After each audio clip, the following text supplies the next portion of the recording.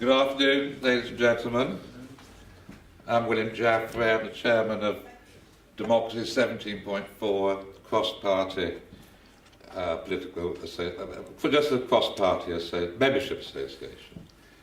I'd like to thank Gavin for inviting me here today. Though I feel I'm only half qualified. I'm a Democrat, but not yet a veteran. When we voted to leave the EU, little did we realise we would still be locked into it over 2 years later. We expected to be out in short order. As Cameron and his crew told us again and again, if we voted to leave, that's it, we're out. Parliament delegated its authority to us, the people. And you may remember this. From April 2016, the government sent this out to over 9 million households throughout the country. And in this pamphlet is a clear and unequivocal representation. This is your decision, and the government will implement what you decide. It's a cast-iron representation, and it bears the government's imprimatur. But what happened? We all know what has happened, that a pro-EU government decided to usurp our authority. And you've heard from William Kite about where sovereignty lies. So the people decided by a clear majority to leave unconditionally, and this means unilaterally. But Parliament thought it knew better, and it decided to reinterpret our decision.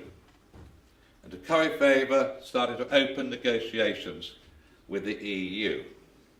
And for 2 long years, we've endured politicians trying to justify their actions.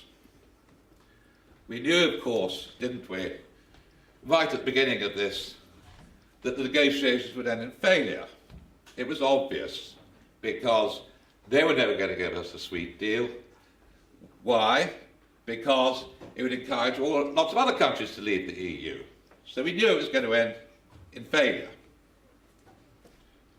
You have an expression in this part of the country which neatly sums up our politicians. Someone who is all mouth and no trousers. You might find that familiar. And my message to the Ramonas from this conference, who endlessly seek to undermine our country with their serial incarnations of trying to project Project Fear, Mark 1, Mark 2, Carney recently, is this. If you don't like our country, then just leave.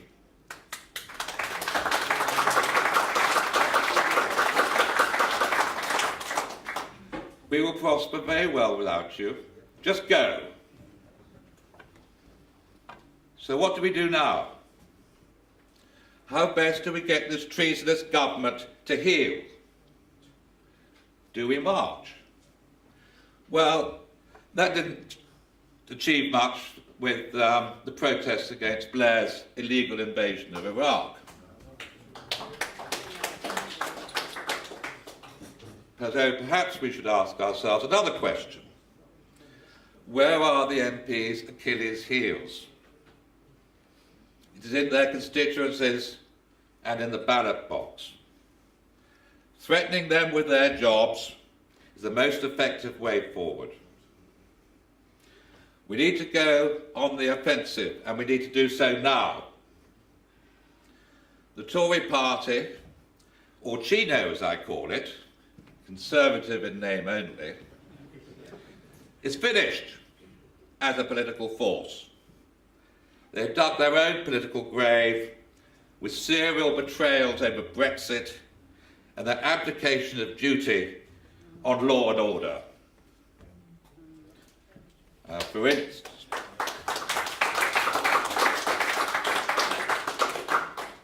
now you've all read the press, and you'll know that there are over 100 murders in London alone just this year.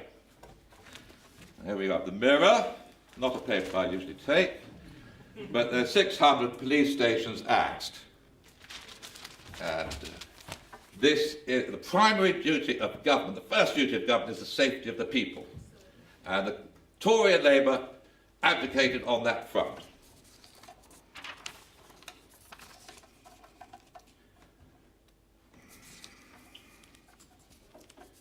And the government has said, well, we can't afford to have all these police stations open. We have to have austerity. And a speaker yesterday alluded to a two-tier approach on austerity. So I say, well, really, what austerity? You know, if true, why are we splashing out £100 billion on this HS2 vanity project? Why are we spending 40 billion to the EU for a loss-making trade deal? And Japan just did a trade deal with the EU, and they didn't have to pay a penny.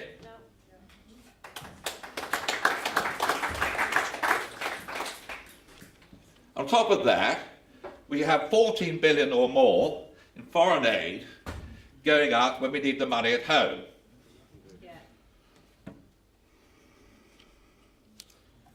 The people have had enough. We've had enough of these lies. We've had enough of this catalogue of deceits.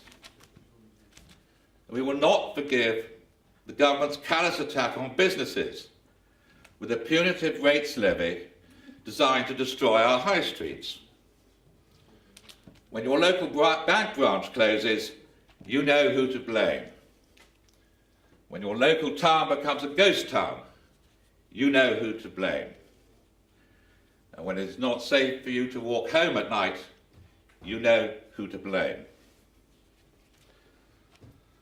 And there must be few in number who would vote for a Tory party so dedicated in its hostility towards the people. They may change the monkey, but the organ grinder is always the same.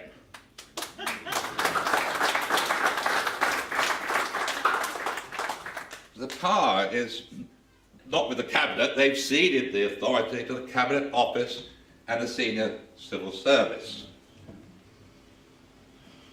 The Labour Party are in no better position. They've chosen to take a stand on the margins in public life, to dance around the Corbyn maypole and leave the bulk of their voters alienated and marooned. Labour has lost all sense of mission and purpose, and they have contributed little to the major issues of the day. And they're now besmirched with a culture of anti-Semitism, and they are perceived as soft on terrorism.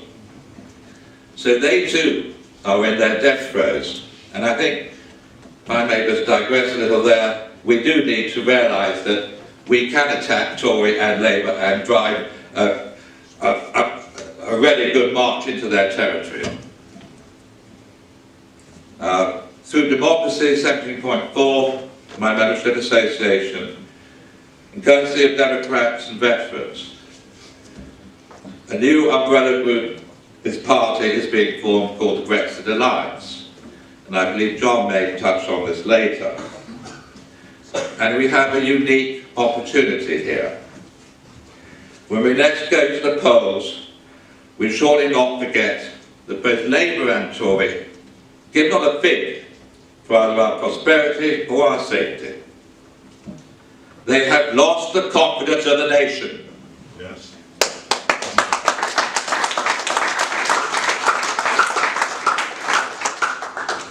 And there's our opportunity. We find power lying in the streets. Let's have the bottle to pick it up and prepare ourselves for government. Let's start immediately networking in all the constituencies to grow our membership and put forward prospective parliamentary candidates.